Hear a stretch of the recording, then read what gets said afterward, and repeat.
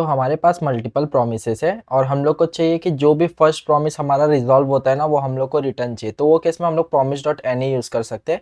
promise dot any क्या करता है, मल्टीपल प्रॉमिस को टुगेदर मतलब पैरेलली रन करेगा।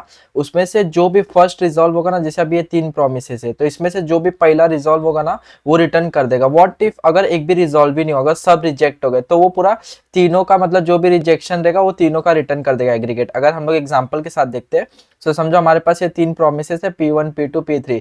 पहला रिजेक्ट हो रहा है, दूसरा रिजेक्ट हो रहा है, तीसरा रिजॉल्व हो रहा है। तो प्रॉमिस डॉट एनी क्या कहता है, ये तीनों को हम लोग पैरेलली रन कर रहे हैं और इसमें से सिंस हमारा थर्ड वाला रिजॉल्व हो रहा है तो इसमें से पैरेलली रन करेगा। इसका जो भी फर्स्ट रिजॉल्व होगा वो हमें रिटर्न कर देगा। अगर हम लोग इसको देखते हैं नोड इंडेक्स डॉट जेएस करते हैं, हम लोग को ये एपीआई 3 सक्सेस हम लोग को रिजॉल्व करके दे देगा 3 सेकंड बाद। देखो ए फर्स्ट एपीआई 3 सक्सेस हो गया। व्हाट इफ समझो ये भी रिजेक्ट हो रहा है, मतलब ये रिजॉल्व हो ही नहीं रहा, मतलब ये तीनों प्रॉमिस रिजेक्ट और एक भी रिजॉल्व ही नहीं रहे, तो वो केस में ना प्रॉमिस डॉट एनी क्या करेगा, वो एग्रीगेट रिजल्ट दे देगा, मतलब तीनों रिजेक्शन का एग्रीगेट रिजल्ट देगा। अगर हम लोग अब नोड इंडेक्स डॉट जेएस करेंगे ना, अभी देखोगे वो तीनों एरर का एग्रीगेट रिजल्ट दे देगा। अगर देखो all promises failed, aggregate all promise are were rejected, तो तीनों एरर का हम लोग को एरे फॉर्म में दे दिया, तो हम लोग इसके बेस पे वो कर सकते हैं। अगर आप प्रॉमिस डॉट एनी तब यूज करो जब आपके समझो आपको पता है कि आपके मल्टीपल प्रोमिसेस आप टुगेदर रन करने वाले हो और उसमें से जो भी फर्स्ट मतलब हमारा रिजॉल्व होता है ना वो हमको रिटर्न कर दो, फिर बाकी से हमको कुछ लेना देना नहीं है। और इफ अगर